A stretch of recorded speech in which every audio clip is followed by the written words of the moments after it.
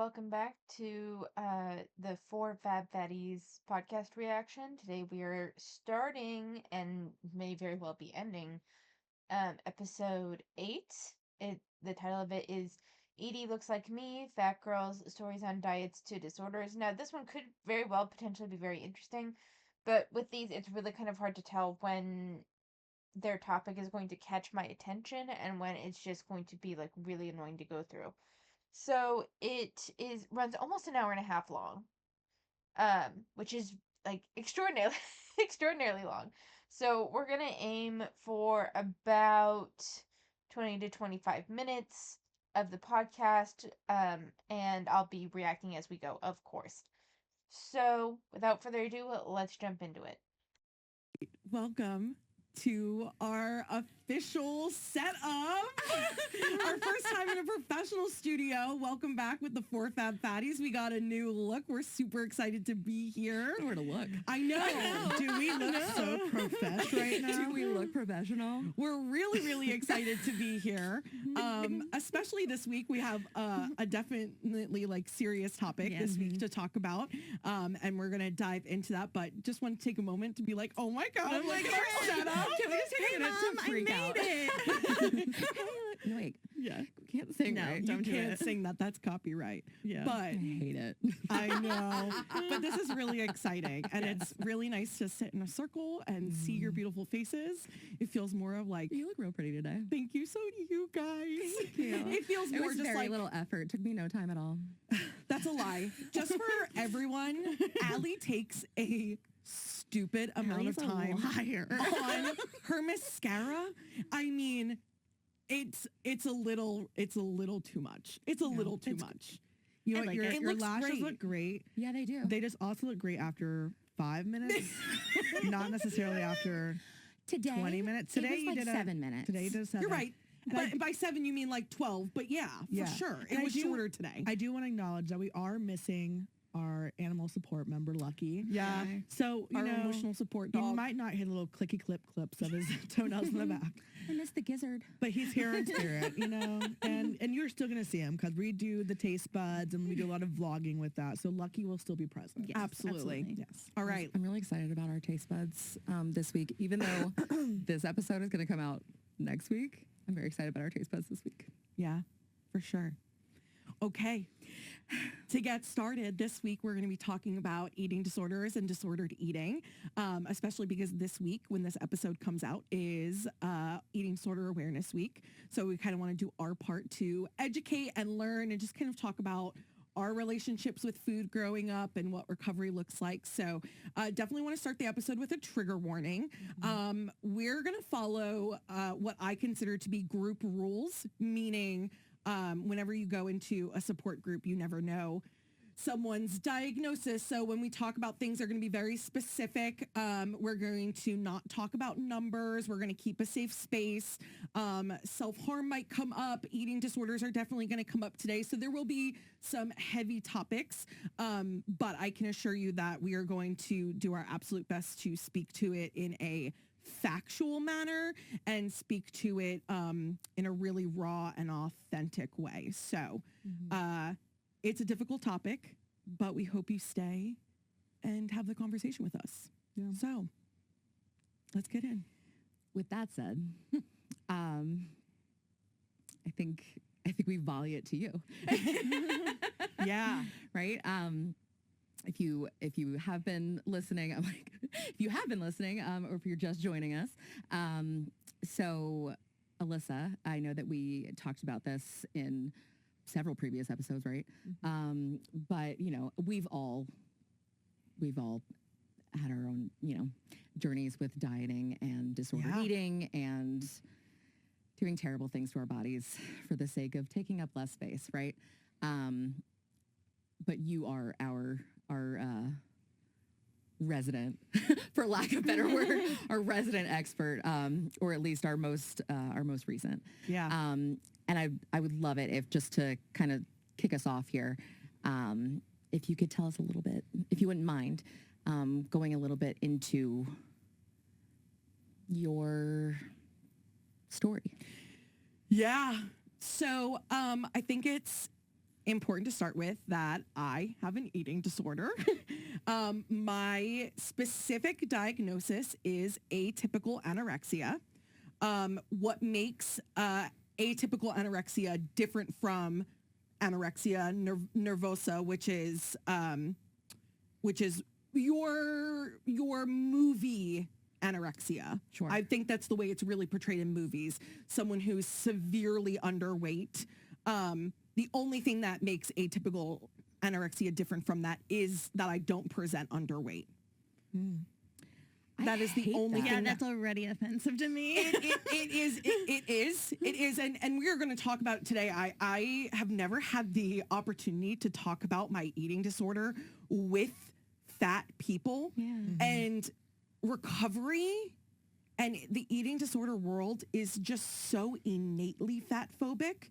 And it's definitely affected my recovery, and it's definitely affected the way I process things. But there's going to be a lot of things that come up today that are going to feel icky. Yeah. And when they do, I would love it if you say something, because I've just been surrounded by people who are like, well, yeah, like that's the diagnosis. That's what makes it Yeah. different. And I'm like, so it makes it different because I'm not underweight. Now, of course, there's some people who have atypical anorexia who to me look like they're in normal bodies, right? Sure. They're And there's in, air quotes there. yeah, just there is FYI. there is air Air quotes for our listeners.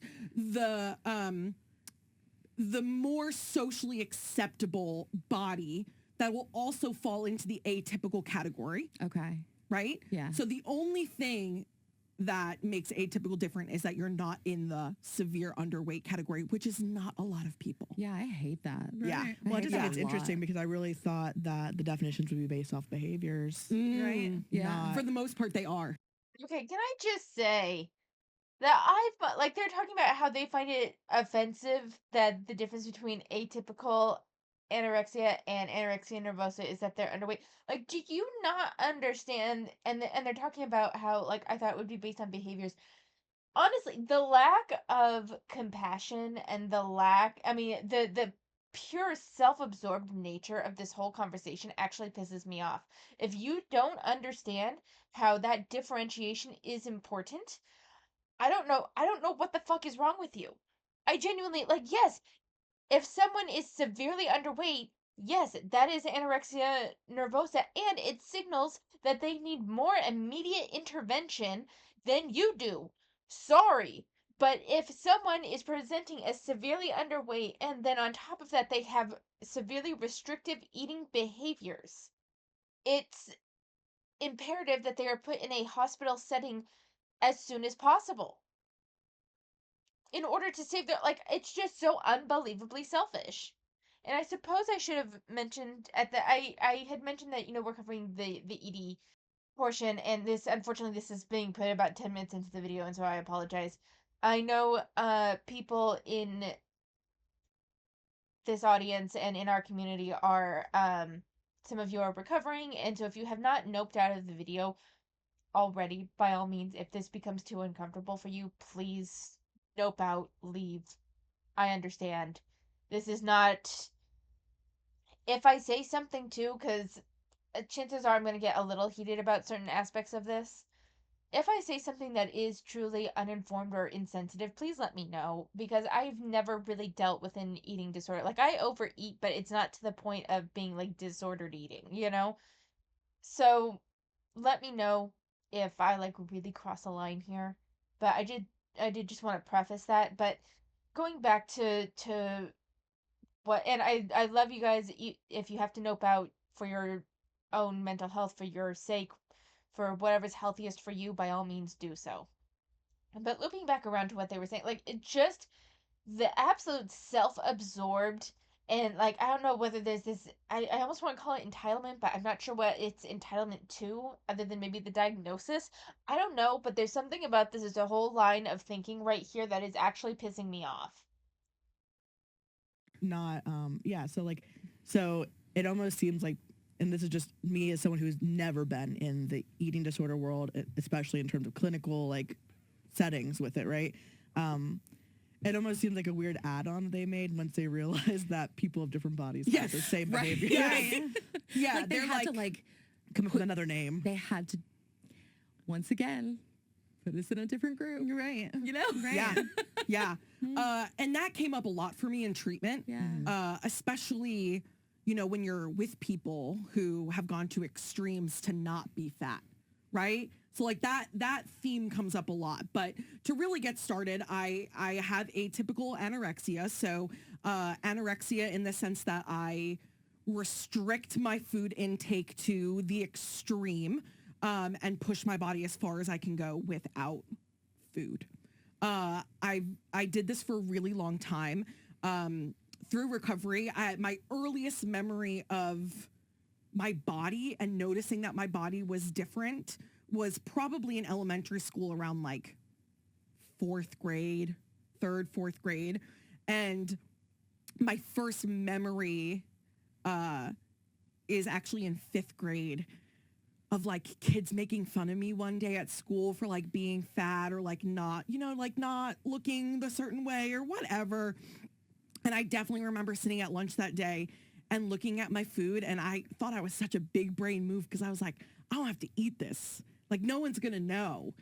So I threw out my entire lunch because then my mom thought I ate it. Right? I went home with an empty lunchbox, but really I just tossed it during lunch when no one was like looking. So, not that I had an eating disorder when I was in fifth grade, but definitely signs of disordered eating and disordered feelings around food. Well, it sounds like you immediately at least linked how people perceive my body is a result of food. Yeah. Right. And so, because I was thinking like whenever I was young and I realized I was fat, it did not immediately connect to food. So that's interesting to hear that yours did. How did it connect for you? I think because I had been big always, like I was a big 2-year-old, a big 3-year-old, it almost just made me feel, I didn't feel like it was from one of my behaviors or one of my things I did or anything I did. I just thought I was.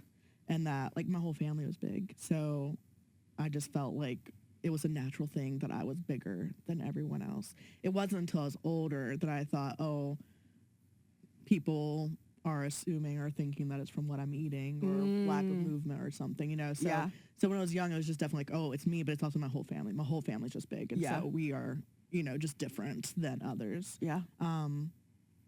Yeah, almost, you know what? I'm just thinking this in my head. I'm talking out loud. I'm thinking this idea out. So I don't know if I want to own it fully, but almost the same way that like someone might be like, oh, I'm just ugly and it's nothing I can change or do about it. It was like, oh, I'm big and there's nothing I can change or do about it. I just am. No, It was that a makes fact sense. for you. Yeah, it was just a fact. It was A fact not, of being. Yeah. Interesting. That makes Yeah. sense. I want to.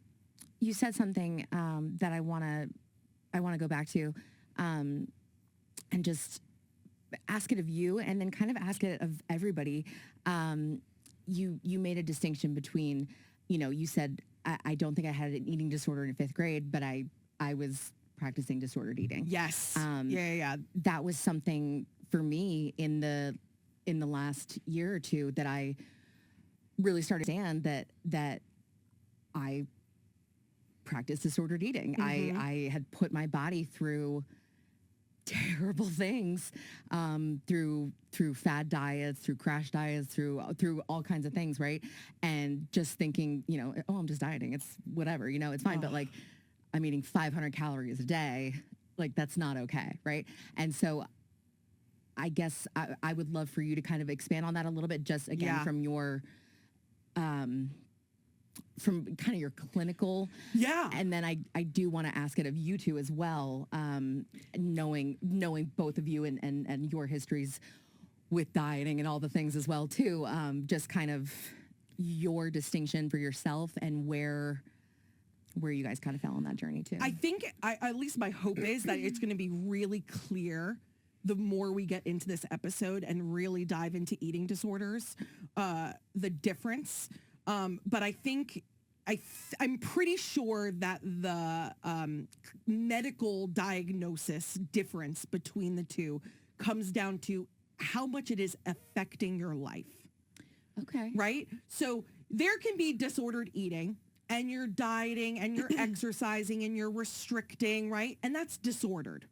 right? Yes. Even though that is a hot take. Popularized, yeah. That's going to It's be a popularized. hot take for some of our listeners. I promise we'll get into it. But that is disordered versus going to the extent where I'm counting how many calories I'm taking in the day and then literally making myself exercise until I burn all of that off, regardless of the signals my body is sending me. That's an eating disorder. Okay. We passed the mainstream diet culture at that point. Okay. We are in the danger zone. So I think when we talk about it, when you look at things, I think it depends. It really goes to how dangerous, how in it were you? I mean, I was literally going hours without any food to the point where like I'm going to fall out, right? Like you're gonna pass out, but like I'm still not gonna eat. I'm good. If I'm just chilling at home all day, I don't need food. I'm not doing anything. Right. So I'm not gonna pass out. I don't need to eat anything. I can live with the hunger and stay where I'm comfortable all day long. And then, okay, maybe tomorrow when I get up for work, I'll have like an apple and a granola bar. Yeah. Right? Like it was a game. Seeing what you could get away with. How long you can go, how far you can push. And then you got the, eating disorders are so secretive and so manipulative. So then it's like, okay, well, I got to eat dinner at my parents' house, or like we're doing dinner together. So I'm not going to eat all day leading up to it because I'm going to have to eat in front of everyone. Right. Right? Yeah. It was integrated into every single aspect of my life. Yeah. Versus when I was 5, it was comments about food, and then I threw my lunch away, and then I went home and ate dinner. Sure. It wasn't in that red danger zone at that point. But yeah, disordered eating. I almost look at it as like the gateway drug because I think it's such a slippery slope. And it's an important distinction to make because as someone who never thought like, I put my body through a lot of shit, but I never had an eating disorder, right? Never had an eating disorder. But then looking through it again. So what can we name it then? Right? Yeah. But like looking through it again, eating 500 calories a day or being terrified to be making dinner and to lick a spoon or to taste the sauce. I'm like, oh my God, how do I track that lick? Like I can't put Obsessive. I can't put a lick in MyFitnessPal, right? So this is kind of interesting. I do think that it lends to like an obsessive view around food. And I would call that disordered. Like I would say that it's disordered because it's impacting their life, that it's causing them that level of anxiety, that they're worried about tracking every little thing. So in that way I would say that it is disordered. What I think is really interesting though is that hearing this, I can kind of understand how they've linked general dieting and people tracking their calories and stuff with, and like linking that to EDs, even though they're just wrong about that. And the reason why they're wrong is because people that are tracking their calories and trying to lose weight intentionally aren't necessarily going to go to the obsessive place that these women have gone. And I think that kind of lends to their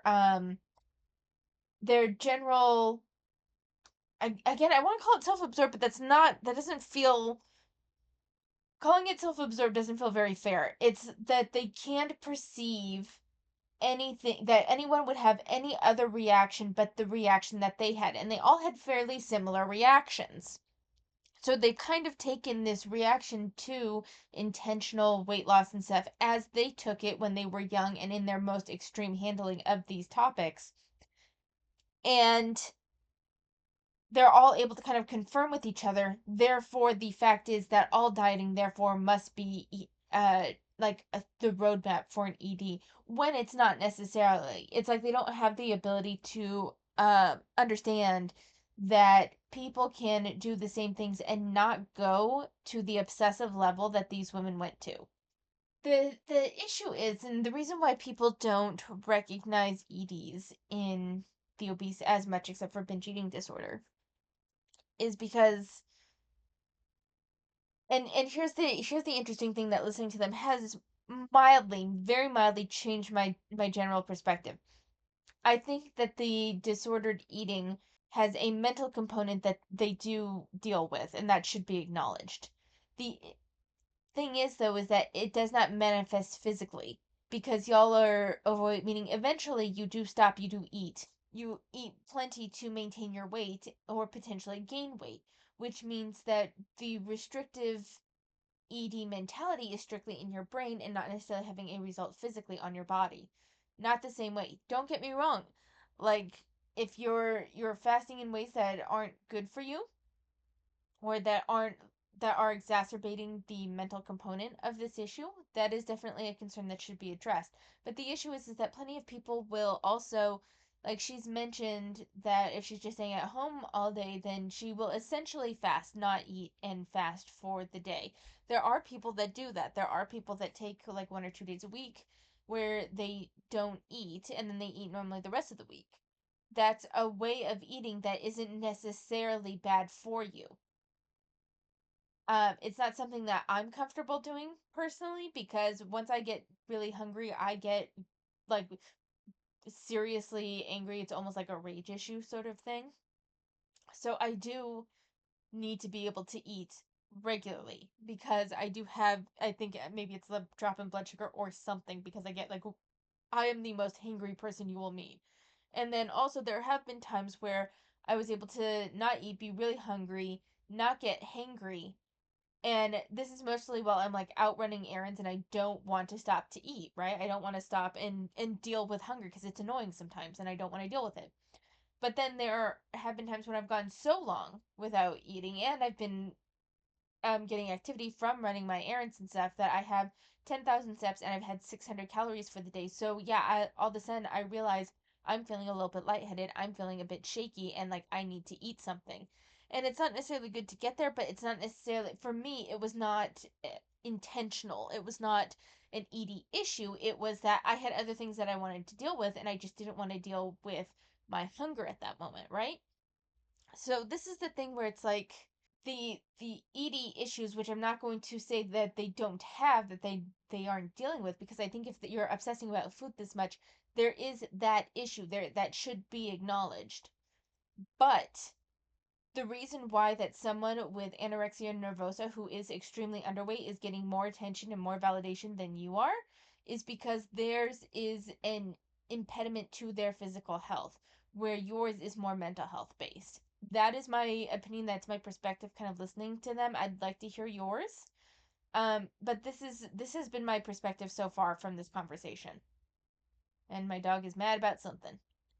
And so I do think it's an important distinction because I do think there are people that don't, because I'm one of them, that didn't realize that I was practicing disordered eating. Well, yeah, and that's the thing I think that's interesting. We've been talking about Alyssa because you so publicly shared your story with eating disorders so far. That is not to say Alyssa's the only one in this group that's had an eating disorder or disordered eating, right? And I think that's interesting because I really don't know if I know a single person who hasn't had some kind of experience of disordered eating, right? Yeah. It's everyone. And this is where I'm having an issue with them is because okay, let's say she's talked Alyssa talked about, not eating for a full day and they view that as disordered eating. It's only disordered eating if it is an obsessive part, which it sounds like for Alyssa it was, or it severely impacts your daily life, which may or may not have happened for her. Again, there are people that fast for a couple days a week and are fine. So I don't think that attributing because it was disordered eating for you. This is another thing that they don't seem to understand. Two people can have the same behavior while one is disordered and the other is not, because what comes down to something being disordered is the mindset behind it. So, if someone eats regularly and then they go a couple days without eating because they're fasting and it's just a natural part of their life, it's not inherently disordered eating, especially if it's been cleared by a doctor. Like if it's not obsessive and they cuz some people can really just go a couple of days without eating and be fine. If that's their way of doing it, it doesn't mean that it's disordered eating. You know, if I'm counting my calories, doesn't mean that's disordered eating. If I am intentionally restricting some calories, that doesn't necessarily mean that it is disordered eating, because it is does not impact my daily life. Most of the time, calorie restriction for me looks like not eating as much chocolate, not eating as much cake, not eating as much of the sweet things that I don't need anyway. The calorie laden foods that I don't need. And especially when I've been kind of, I don't know if I want to call this restriction, but I've been limiting myself more to eating whole foods and not pre prepared foods, because I have found that I stay fuller longer, I have better energy, XYZ. So, in a way, it can be viewed as restriction, but it's not. It's not, because I'm not obsessive about it. Like, if I'm like running around, or I'm just really hungry and I don't want to stop to eat, I do pull out a like protein bar or something from my bag and eat it. I've gotten better about carrying something small around, where if I'm really like, hey, I'm getting like really hungry to the point where I'm getting hungry or I'm feeling a little lightheaded or whatever, I have something small that I can eat and not stop what I want to do to stop and eat, and I can eat later. So that means that it's not disordered eating for me, because it's not obsessive, and it's not from a point of view of punishment on myself. It's not a form of self punishment. It is simply how I operate in my life. Simply because someone exhibits behaviors that could be construed with disordered eating doesn't mean that it itself is disordered eating. These are nuanced behaviors and nuanced topics that I feel like these people are painting with a very broad brush. Yeah. It is every single person who's ever been on a diet. I think that's what's so That pisses me off right there. It is every person that has ever been on a diet. No, it fucking isn't. No, it isn't. And this is what I mean by they can't view things outside their own perspective. They can't view things outside their own experience. You guys are applying your ruler to and your metrics to other people's lives, and it doesn't fucking work like that. You want to be acknowledged as having EDs when you don't have the physical manifestations of it. I think that that should be acknowledged. But in return, you have to acknowledge that not everything that was part of your ED, part of your disordered eating, is necessarily disordered eating for others. Just because it was for you doesn't mean it is for others, because not as many people will obsess about things the way that you do. interesting about this episode is that there will be a lot of people being like, oh, like eating disorders really doesn't have anything to do with me, but it has something to do with everyone, because this is so ingrained in our culture right now. Diet.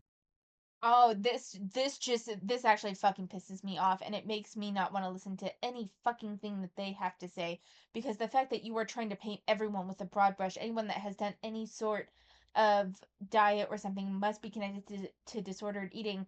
It is such a high horse bullshit sort of take that you clearly want to justify why you don't diet. If you don't want to diet, you don't have to diet, but that doesn't mean that you get to frame everyone else as being disordered eaters because they can do it in a healthy way and you couldn't. All right, just because you couldn't do it in a healthy way doesn't mean that others can't do it in a healthy way. Culture is is the biggest monster I have ever seen. Well, no, it's not a diet; it's a lifestyle. Yeah. Literally. Yeah. I think No, there's no word. You know what I'm saying? Like, Yeah, that's such a flippant thing. It's not a diet, it's a lifestyle. Yeah, there are lifestyle changes that you can make that other people would view as a diet. Like I said with the whole food thing, I don't eat. I do eat. I'm trying to go away from processed foods and focus more on whole foods, especially sweet potatoes and regular potatoes and that sort of thing, because I'm really loving that right now. I'm really loving roasting a bunch of veggies and then having like some chicken on the side, and that is kind of becoming my go-to meal, that or like eggs on toast or something. Just really simple meals with primarily whole foods. I do sometimes use bread, yes, because I'm not like everything's a process, you know. And I don't think that having a piece of bread is necessarily a bad thing. I don't even think that those that want a bagel on occasion or even every day are necessarily wrong for having those things. It's everything is about moderation and finding what works for you. And in that way, it is a lifestyle change. If you are eating nothing but processed shit and you are constantly hungry and your blood sugars are unable to be controlled, then you do need a lifestyle change, which means, yes, a change to your diet. there's no words. It's so bad. It's so bad. The way we moralize food now, like we are already in the real big danger zone for society with diet culture and eating disorders and disordered eating. Yeah. One of the things I think that our listeners are going to struggle with is the idea of diets having some disordered aspects around it. And that's, I think whenever people hear that, they immediately go, okay, yeah, well, we're not talking about those LA diets where they only eat soup broth all day. You know what I mean? But the thing is, even diets that are positioned as like whole foods or, you know, nutritious things, they have elements that become disordered. They have, and especially practices that become disordered. And one of those things for me, Again, this is the issue of them unable to take themselves out of the equation. It can become disordered for you. It when not even can, but it does become disordered for you because that was your experience. People can engage in these things, and that's the thing, that just because a behavior was disordered for you doesn't mean that it is a disordered behavior. There are distinctions there. On like this is literally pissing me off. And we may very well end up going through this whole thing because I'm actually getting kind of pissed and I feel like there's a lot to talk about here. is like those hard right or wrong moves. You know, whenever, you know, I think one of the things like I see is a lot of like villainization of certain foods, and the one that gets most villainized right now is like carbs and sugars, you know. And I fell into that too, and it's hard not to fall into it sometimes, especially if you have family that's diabetic or something. I grew up in a household where we didn't have breads. We didn't have even lots of fruits because my dad was diabetic and we had to keep things sugar free, low sugar. So I've always had those foods villainized for me. I don't even know what it looks like to, what's the word? I don't even know how I feel about the word like moderate amounts. You know, I don't know how I feel about that. But I definitely did keto. And when I did that, you know, there were certain foods that were good and certain foods that were bad. But what ends up happening is, you know, the amount that you're supposed to be eating to have ketosis, the sacred realm, right? And that if you get out of that, if you make any choice that pushes you out of that, and of course that means knowing every nutritional fact of every single thing you're putting in your mouth, then the idea was like, you're done for the day. You're no longer in ketosis. You no longer are in a state where that diet is the diet it's supposed to be. You're no longer getting the health benefits of it, right? And so the non-gray area of it really made it hard. And is Okay, so I've talked about how keto isn't for me. I find it to be a bit extreme. I don't think that it's necessary. I think it's too extreme to put children on unless there is a medical reason for it. But as adults, I think that you are allowed to do what you feel is best for you. This kind of explanation of this very kind of rigid mindset. Now, granted, from my understanding, keto is a bit more rigid, but I'd like to hear from anyone who practices keto. Is this kind of no gray area, you either do well or you fail sort of thing, really how you practice it? I'm very curious about that because keto isn't something that I practice, so I'm really curious how people who do practice it feel about this characterization of keto. where I started seeing myself being like, well, I'm following this diet that my doctor told me to do. But there were lots of ways in which I had to either trick myself or come up with reasonings or say, well, I failed today, and like a lot of shame around all of that. I don't know what's really natural about eating that way. But it's such a popularized way of eating that people will say, but there's so many health benefits. But that means you have to track every little thing. And if your macros get to a certain extent, right, then what does that mean? You no longer get health benefits that day? The nutrition doesn't count? Like, what does that mean? So I think that's the struggle that we have as fat people when it comes to diet culture and when it comes to just living in general, is that all these lines are so confusing. They're so set in stone, like drawn in the sand, but yet they're blurred. Mm-hmm. So it's like, where does that align? So you're fat, you can't have an eating disorder. Yep. But we need you to do this because you need to not be fat.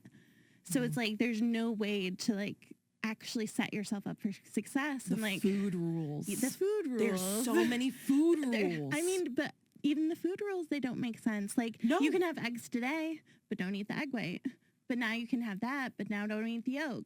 But no, eggs are bad. You'll get salmonella. Don't eat them at all. yeah, or hard boil only, and then actually never mind. Just kidding. We were joking about that. Like, drink your water, but don't drink too much. You'll float away. Yeah, no, and make sure you start your day with your lemon water before you have anything else because it will start your metabolism. But don't add too much cinnamon because there's calories in cinnamon, and we don't know how to count those. Oh my God, I'm literally getting like worked up as you're saying it because in recovery we refer to that as like the food police. Yeah. Right? Like the food police is going to come and write you a ticket because you're doing the wrong thing with food. Yes, but none of us know what to do, and every single body is different, and there's so many rules, and then you wonder why we fuck up. The thing is, though, is that it doesn't have to be this fucking complicated. Like, you don't have to be super ridiculously rigid. Like, that is a choice that like, they take no ownership in the choices that they've made. And don't get me wrong, I can understand how it's easy to get swept up. I want to be clear. I can understand how it's easy to get swept up. It's easy to get obsessive about this stuff. It's easy to get, like, really caught up in the rules and the rigidity of whatever it is you're looking at. But there is a way of looking at it that is less rigid. There's a way of looking at it that is not necessarily this sort of all or nothing mentality that leads to this perpetual sense of failure. There are gradations of this where it is less rigid, where you can take things a bit with a grain of salt, where you can modify things to suit what you are doing, to suit your lifestyle, to suit your ability. But they act like those rules apply to everyone. Exactly, and they don't. Instead of acknowledging, right, that even you and I, who are very similar in size and whatever, right, our bodies respond differently to Right. different things, right? Our bodies respond differently. Right. Our bodies respond differently. But exactly like you're saying, they want to just blanket it out. Just everybody do this. Everybody, an apple a day keeps the doctor away. Does it? Not only that, but if you have diabetes, should you eat that apple? Oh, the natural sugars. Drop. Did you guys? I literally posted something on Instagram like a week ago now that was like, good morning to everyone except the people who are still worried about the sugars in their fruit Yeah, I or saw something that. like that. And I was like, this is so relatable because like eat your fruit, but like not too much. Not too and much. like eat your fruit, but like also not after 3 p.m. Right. And like Eat your make sure you fruit, eat but dinner. Eat melon, not berries, because they're high in sugar. Yeah, and make sure you eat dinner, but not past 7 p.m. To say actually strawberries have less sugar, so this is where even that doesn't even make See, sense. we're Right? spiraling. And that's our point. Yeah. This genuinely sounds, though, like you are taking every little bit of diet advice that you could find on the internet and trying to put everything in one bowl and like trying to follow everything at once. No wonder you failed. No offense. Like, this is not to shame anyone but like you pick one thing that you want to get better at and you focus on getting better, like cutting out soda, eating less sugar, like those sort of things, XYZ, those sort of things. And you slowly get better to where it becomes a lifestyle change. That is the whole point of lifestyle changes, is that they're done incrementally, not all at once. So their characterization of diets and putting everything down to disordered eating is so unbelievably frustrating. But that was a point that you brought up in, I think it was like 2 or 3 episodes ago, about like the food pyramid, right? Even from a young Right. age, right? Right. How many carbs were on that pyramid? How many carbs? I'm pretty sure I counted 12 loaves of bread, if not more. And I ate them. And they were delicious. They were And you know what they delicious. help Now with? you're mad at Delicious. me. No, because carbs are so great for our Not, brain. not you mad at I me. know, but I'm just saying, Society. society's wrong though, because when you eat carbs are really great for your brain, because I can tell you what my brain was like without carbs in my life, and it was a lot of brain fog. I was And I real agree, bitchy. but I think there's a lot of people on the internet who would tell you that my ass is 90% bread. It's brought to you by bread. And I don't know if that they're wrong, but it is what it is. I love you so much. This Sponsor is us, Sarah Lee. normalizing food too. No, and I think this is for me, I want to, respond to that in the sense that I'm coming from a world like who would literally never make that joke. I'm in eating disorder treatment and no one's making a joke that their ass is mainly made out of bread. And why shouldn't they? I know, but it's the culture of food is bad. Yeah. Food is bad. Food is fuel. Food is fuel. And that's it. I have said this often throughout recovery, and I share it today because I think it gives a little bit of like the mindset, but it by no means is to belittle someone else's journey or say that there are other forms of recovery that are easier, because there isn't. Recovery is a bitch for everyone. Right. But I've often said that I wish I was an alcoholic, because alcoholics need to avoid alcohol. Right. I have an eating disorder and I need to eat Food. Don't get me wrong. I understand her point that she's making here of if it were a different type of addiction, she could avoid the substance altogether. But because it's food, she like has to interact with it. Like I understand that point. I don't like the I wish I was an alcoholic. I think that is diminishing of those that are fighting alcoholism, that struggle with alcoholism. And struggles may be different, but one is not better than the other, you know?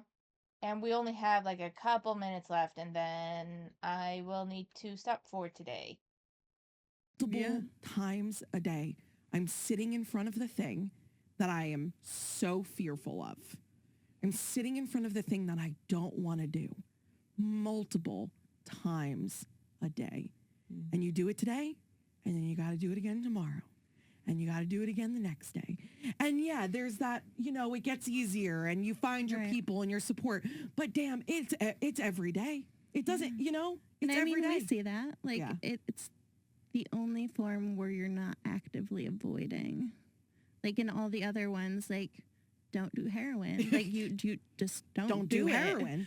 But yours is, you got to eat the food that you've been avoiding this whole time. Yeah. You got to eat it. Yeah. And what? No. Yeah. I don't want to. Yeah. Do tell me what to do? Exactly. Because you're just going to be mad at me later after I do the thing you tell me to do. Well, society for sure is going to continue to tell me that I ate myself to my weight. Absolutely. Which we had our joking moment about the guy who did the response video. Yeah. But the second he started talking about how we ate, what do you mean honoring your hunger cues? How did you think you got fat? I said, oh, sir, I can't even listen to you now because that's so not my experience.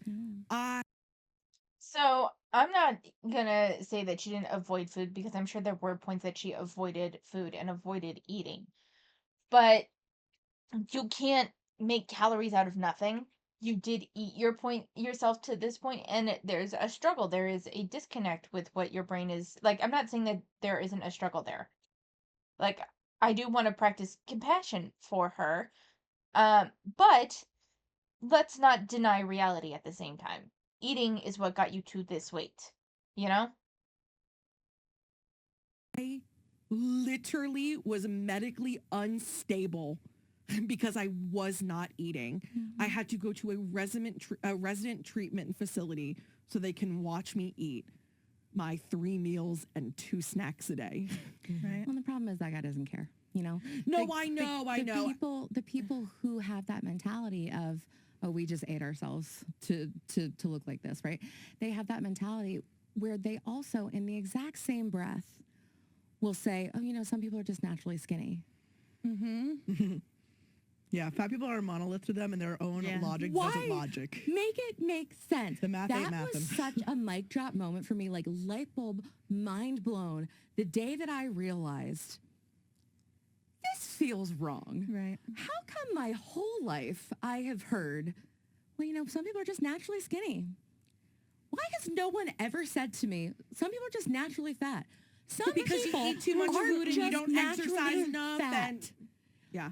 Because same, Rebecca, I come from a large family. I come from big bones and big boobs And big bellies. and big bellies big thighs. and big thighs thighs and And big big calves butts. and big butts. No, big bread butts. Okay, bread butts. that is Big the way we will be Big booty referring bread to butts. Maria's butt from Big now bread on. Triple Big bread B's. booty. But I just, like Fresh it baked was, big bread it was booty. so, it was so mind blowing to me in that moment of like, wait, I've been lied to.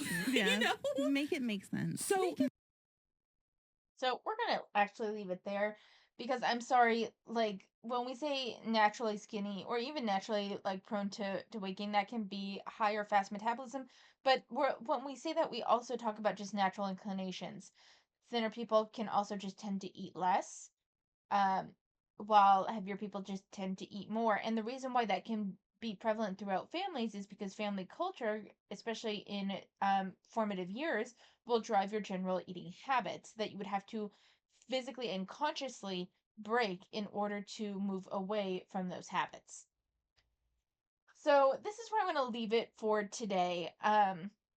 Once again, I'm like, I start reading manga. I don't because like it's been one thing after another, and other things have been catching my attention lately. One thing that is catching my attention, and I'm hoping this gets picked up some, because unfortunately the way this is cropped isn't super helpful. Um, but I have started a garden for the first time in years. I have not had a garden since like 2020, I think 2020. Um, and I'm super excited about it. And as I do, I made a bunch, well, not a bunch, but I did make a spreadsheet with all of the different crops that I have sowed. And so many of them are already ready for like repotting. I wasn't expecting that, so I'm like scrambling to get containers and shit that I need. I think I'm gonna do grow bags this first year, and then save up for like really high quality raised beds, and eventually I want a glass greenhouse. I have like one of those plastic greenhouses that's coming from Amazon tomorrow, and I'm really excited about it, and I'm really looking forward to this garden and watch it kind of hopefully take off, like over the summer and stuff. So I have a couple different types of basil, a few different types of lettuce. I have broccoli and green onions and carrots and catnip, a couple different types of bell peppers, a couple different types of sunflowers. I was able to get some hands on poppies, and I did get some pansy seeds as well, some different herbs and snap peas. I'm Oh, and tomatoes, and I'm so excited about it. I am hoping to get back to reading manhwa here relatively soon. It's just been so hard to concentrate on it lately. Like it's been there've just been so many things. Like they haven't been, I want to be clear, I'm not having a particularly like bad time. It's just been a lot to take care of that I have not had time to read manhwa as much as I would like. But if you are reading manhwa, I would love to hear what you're reading right now. So please tell me in the comments down below. And unfortunately, I gotta dip. Sorry, this is yet another video where I don't go into something kind of off topic much. It's just I gotta run. Everything is like just short short timelines right now. It should pan out eventually, just not right now. So anyway, thank you so much for watching. I hope you guys are having a wonderful week, and take care of yourselves, and I'll see you next time.